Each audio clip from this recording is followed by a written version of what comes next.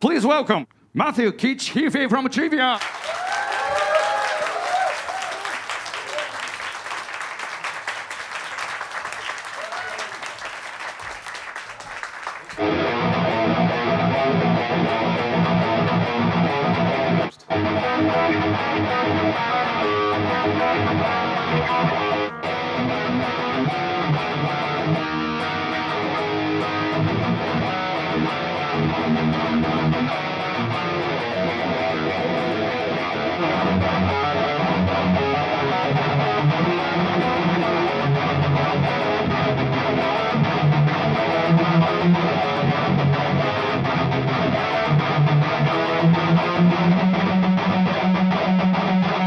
So that riff I like a lot because we've shown it to a lot of other professional rhythm players and they can't play it.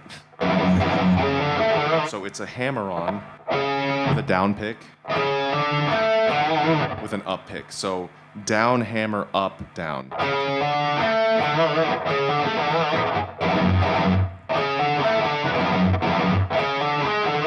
Then this is a big staple of my playing: down, down, down, up, down. I do it a lot. I do it in ascendancy. Drown. All that is down, down, down, up, down, and it sounds like Star Wars. Dun, dun, dun, dun, dun, dun, dun, dun, dun. So.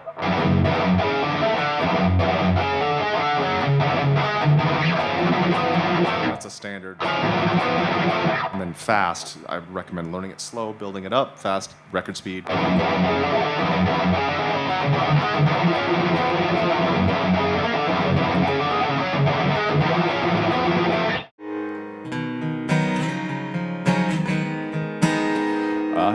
wear this crown of thorns upon my liar's chair. From broken thoughts I cannot repair. Wise men say only fools rush in, but I can't help falling in love with you. The sweetest perfection to call my own. The slightest correction couldn't find me home. Now I yearn for the silence, falling into the voices. The calamity grows and the deafness leads to disarray. Guilt buries me alive in a coffin criticized. I shoulder the blame and darkness all for me to lay. I'll reach for calm. I stop for a balance unknown. This burden touches me deep in my soul. I found a strike for to make the bleeding stop. Will it take away the pain? I feel like this change is all in vain. In a struggle to find my way, I found the strength for to make the bleeding stop. Will it take away the pain? I feel like this search has been on in vain. In a struggle to find my way. マシュー・キーチ・ヒーフィーでした。ありがとうございました。またね、気をつけてね。ありがとう。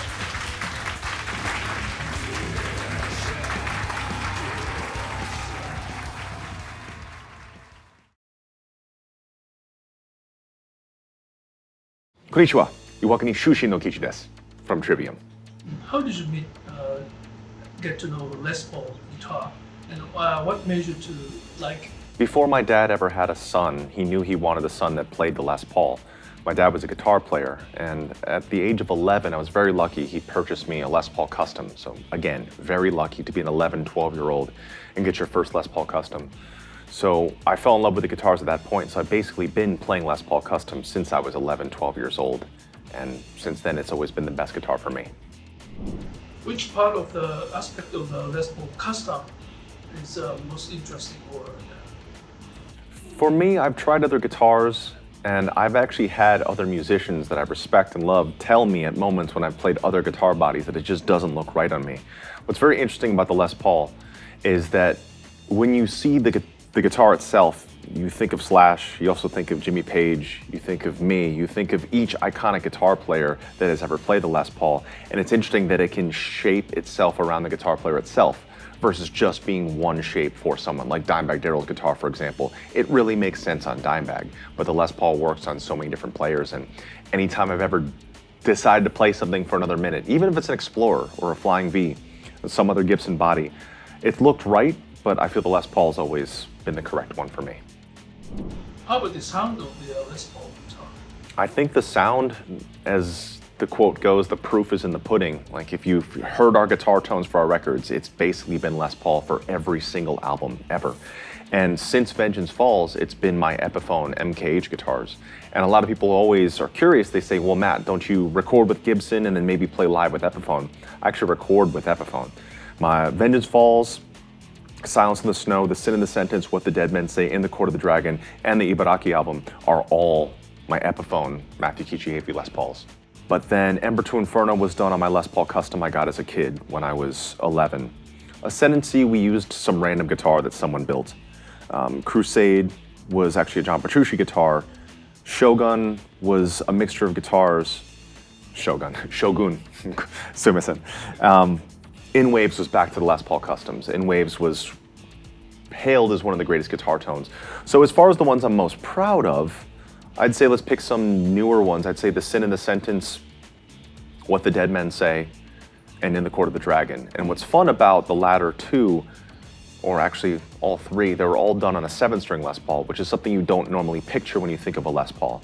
So right now in Epiphone, we have 7-string Les Pauls, and I am thinking, we've been talking with Gibson about doing a potential limited run of Kichi-style Les Pauls in 6-string, but I do want to push for a 7-string as well. Maybe do like 100 or something like that and see if people will pick that up. So how did you get to know the Epiphone brand? I've always been aware of Epiphone once I learned about Gibson. I've always loved Gibson. Gibson truly is the greatest guitar brand and maker in the world. But when it came down to having the option of making a signature guitar, I know who our fans are. Our fans are metal kids who are 12, 13, 14, 15, 16 years old, up until, I'm thinking about the younger kids through whatever age it may be. But when I think of the younger age, the 12 to 14 through 25 to 26, 27, I know that a $3,500 guitar is expensive for them. I know that that's something that's rather unaffordable. So I wanted to have a guitar that anyone can afford, anyone can pick it up. And the big thing for me was that the guitar that I use is not different from the one they buy in the store. So every guitar that I use on tour are the same ones that are shipped from the same factory that the Epiphones are made in. They ship them to me and I use those exact same guitars. And that's very, very important to me, because I remember being a kid and seeing some of my favorite guitar players' signature guitars in the store. And I would see it and be like, oh, it's only $750, I can play that same guitar. But then I realized he's playing the $5,000 version. So it was very critical to me that the same thing I use is the same thing people buy. And with Epiphone's quality, again, the proof is there. We had the greatest Japan show of our career last night, and the entire set was all my Epiphones. So there's the proof. What was the most important request you made when you start working with Epiphone for your signature? When we did the first prototypes, we actually spent almost a year of me trying the prototypes out and making extensive notes on the weight, the body, the feel, the color, the shape, everything that it would be. And when it comes down to Les Paul, it's a perfect instrument. So I didn't want to change it too much. I didn't want to make the branding where it's so intensely me that people couldn't see themselves with it.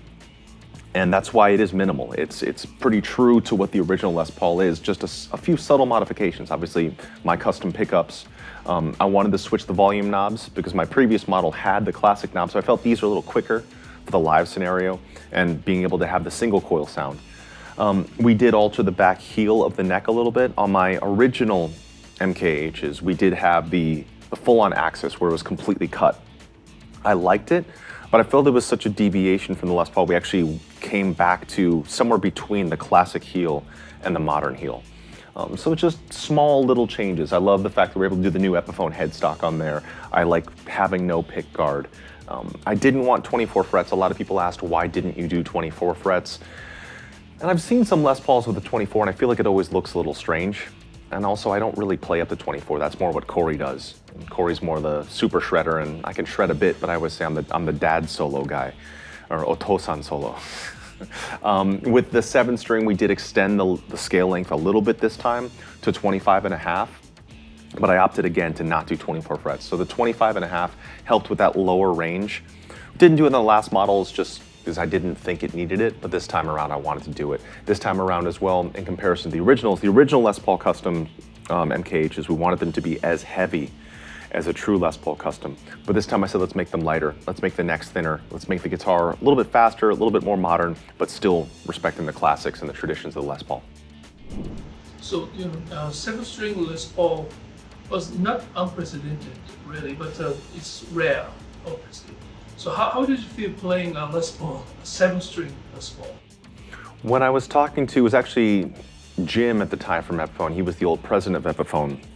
I told him I need to have a 7-string Les Paul. And I know that that's a strange request, but we just need to have it because Trivium has had 7-string and 6-string throughout our career. So that was one of the prototypes that took a little bit longer. And actually the prototype MKH Epiphones were what we used on the Ibaraki album. So that album was entirely recorded on the original prototypes before the guitar was really finished or before the guitar was perfected. But we needed to make that happen for our catalog. I've been playing a lot more with 8-string guitars and 9 strings as well. I think that on a Les Paul will never work, so I'll never bother doing that. It would look terrible and it would feel very strange.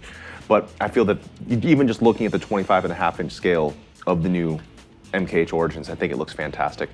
And the reason why we picked the name Origin is I wanted to have the visual aesthetic of the Les Pauls that people remembered first ever seeing me. When I was 18 years old and they saw the Pull Harder on the Strings of Your Martyr video or the Gunshot to the Head of Trepidation video, I used a white Les Paul and a black Les Paul, and I wanted them to look similar to that, but with the subtle modern upgrades. Could you explain the tuning Yes. for each 6-string and 7-string? The tuning you normally use. And also we'd like to know about the gauges. Yep. Each string set. Yep. If you want the exact gauges, I might have to hold my phone. I've got a note on it. Okay, so the 6-string gauge is 10, 14, 18, 30, 40, 52. The 7-string gauge is 7-string gauge is 10, 14, 18, 30, 40, 52, 63. So basically 10 to 63 on the 7, 10 to 52 on the 6. Those strings are Dunlop Trivium Customs, so people are able to get the exact gauge that we use. That's the exact same body, thickness, width, everything from Dunlop, and that's what Matt and Corey both endorse as the Trivium string. Every record we've done is a different tuning here and there. Ember to Inferno was E standard with a couple songs in drop D, that's EADGBE and DADGBE. Ascendancy went fully DADGBE. Originally recorded that record, it was either in D flat or in drop C.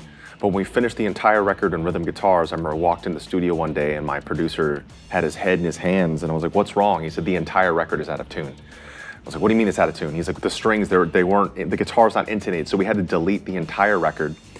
And to make sure that didn't happen, we tuned back up to D. So that originally was supposed to be C or D flat, but we tuned it back up to drop D. So Ascendancy's D standard drop.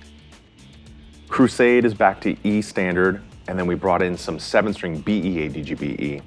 Shogun was BEADGBE, 7 strings, and then EADGBE, 6 strings. In Waves back to drop D, but this time we finally went to flat.